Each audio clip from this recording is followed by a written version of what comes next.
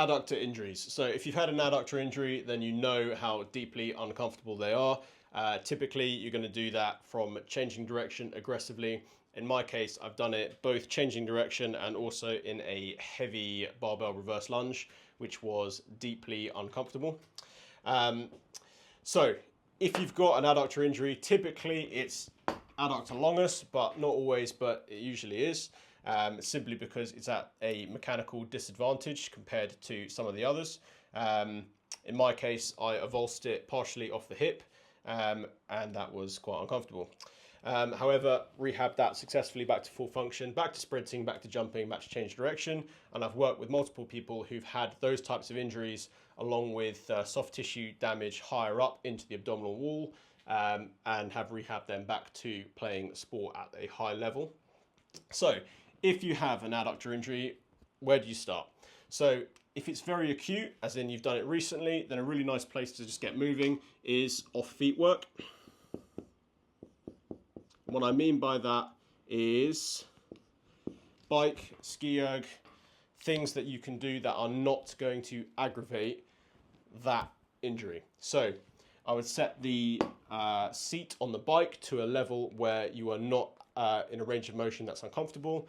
If any kind of bike work at all is really aggravating, so it's actually like a very acute or very painful adductor, then I would just go with something like a ski erg, just so you can maintain some aerobic function on those central adaptations.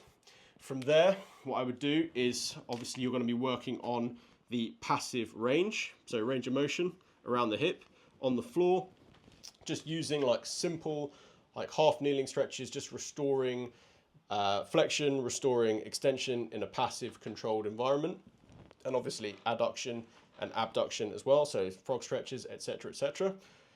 Working in ranges of motion that are not aggravating. But then from a strength perspective, you are going to be pushing a sled until you are blue in the face. So the great thing about the sled is obviously we can load that up really heavy. It's a minimal range of motion. Yes, there's going to be a big aerobic component to that as well.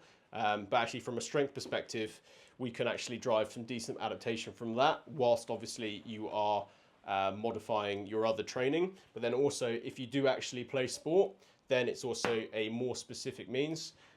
So you can maintain those kind of adaptations as well, because obviously you're not going to be running, you're not going to be able to be sprinting and stuff like that. So we still want to get some like decent unilateral loading in that sense.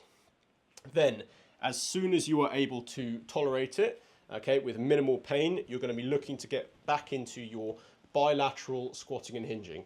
So think like eccentric goblet squat, eccentric dumbbell or kettlebell RDLs, things that are going to really start to challenge this area. So goblet squat is a great place to start.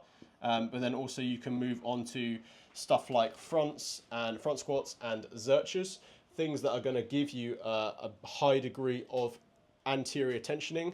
So in other words, really working the abdominal wall, because that's highly integrated with your adductor group. So goblet squats and zerches are great. And then from a hinge perspective, obviously like dumbbell and kettlebell RDLs. You can see my handwriting is incredible.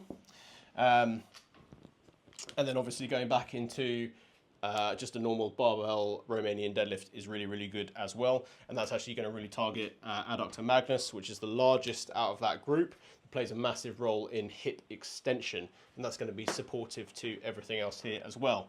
As soon as that's tolerated, we really want to get back into doing unilateral strength training, particularly the split squat, which I find is like really probably one of the best exercises for getting like strong adductors. And I've actually found it's significantly better than doing like directed adductor work. I find it much more, gives me a much higher return on investment, I found, with people who are in pain. So if we go something like a split squat iso, it's going to write split iso. And then really what we want to be doing with that is working for range of motion. And then as soon as we get a full range of motion in a normal split squat, and we can obviously progressively load that, what I really want to get people back to be doing in a sensible, pain-free way is a rear foot elevated split squat.